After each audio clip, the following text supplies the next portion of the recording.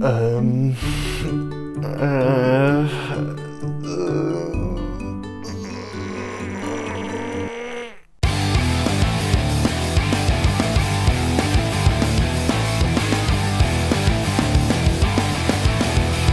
Sicario 2, Day of the Soldado is directed by Stefano Sollima and stars Josh Brolin and Benicio del Toro, and this time we join Matt Graver, who's played by Brolin, who has to start a war against the human trafficking cartels of Mexico. He then brings Alejandro, Benicio del Toro's character, back from the first movie, and they kidnap the Kingpin's daughter, and after they've done this, everything escalates to the point where they wonder why are they even doing this anymore.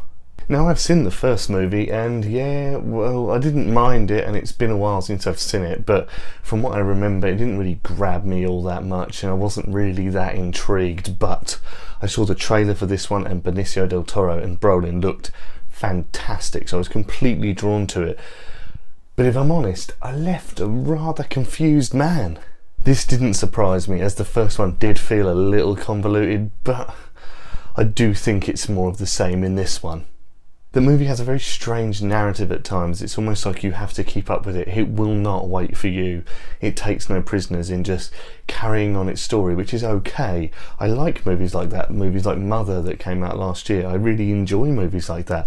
But when the narrative isn't really that good at times, you sort of just go, wait, whoa, what was that? Huh? What? So what normally happens is I have a big can of or bottle of a beverage, and I sometimes go to the toilet, but the entire time in this movie you just can't, because if you go away you might miss something because they just click into the next bit. It's very strange like that, and it didn't really make me trust the movie at times, if that makes sense. Now that's all well and good, but please throw me a bone sometimes would be lovely, please, please, please. It also has this strange habit of using the same big drony music for its soundtrack. It sort of just goes wah, wah, wah, wah, wah. I understand you want to be tense, dear movie, but after 30 minutes I was digging it, but after a fucking hour and a half it got a bit much, and you could have used a bit more variety, because it sort of lost all of its tension after that. But it's really not a bad movie. This movie, for me, in a Hollywood diluted with really kind of bog standard movies, it really took a massive step. Okay, there's some really cheesy parts. A lot of Benicio del Toro's parts are extremely one-dimensional and cheesy, and that's fine. But the movie does push its barriers sometimes. It does do things a lot differently. It is really dark, and I really appreciate that. There's not much I can say that is bad about that part of the movie. It also seems to me like a 2 or 3 watch movie. I think after the first watch I left a bit confused, but after 2 or 3 more times I'm willing to give it another go, just so I can pick up on little bits or little pieces of dialogue that I may have missed. I don't normally want to do that with movies unless they're like really fucking good. Other than that, I'm not really that fussed, but I'm gonna give this one another go, and that's got to be saying something. Regardless of everything, it was dark, cool, and I just really enjoyed it. May I just say as well that this is clearly the year of Josh Brolin. This is the 3rd film in a row this year that he's been kick-ass in.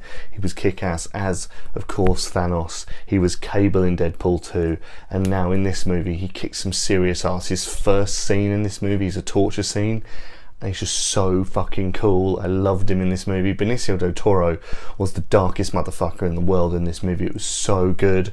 The pair of them sold me this film, and it's a reason I want to go and watch it again, because they were so dynamic, so compelling, and worked so well together.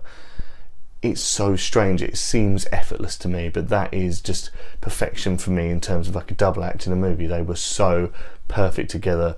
Really, it's worth checking out for just the pair of them, because especially Brolin, because he's just knocking them out the park. He really is. Guys, if you like the first movie, go and watch this one. But I'd also say, and a caveat to that, is you don't have to watch the first movie to entirely get this movie.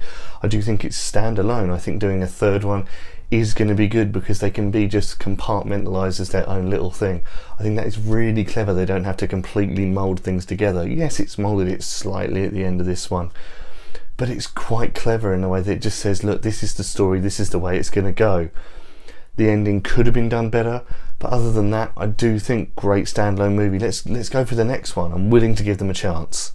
In fact, it may even make me want to watch the first one again, which I wasn't a huge fan of. But if they mould well together, why the fuck not? Guys, with all of this being said, I'm going to give Sicario 2 Day of the Soldado a 3.5 out of 5. So there you have it, guys. There is my take on Sicario 2. Now if you have seen the movie, then please let me know what you think in the comments down below. I would of course love to know. Now before you go, please don't forget to like, share with all your friends and subscribe. Why not? It'll really help me out. So this is your friendly neighbourhood ginger guy saying, Ginge out.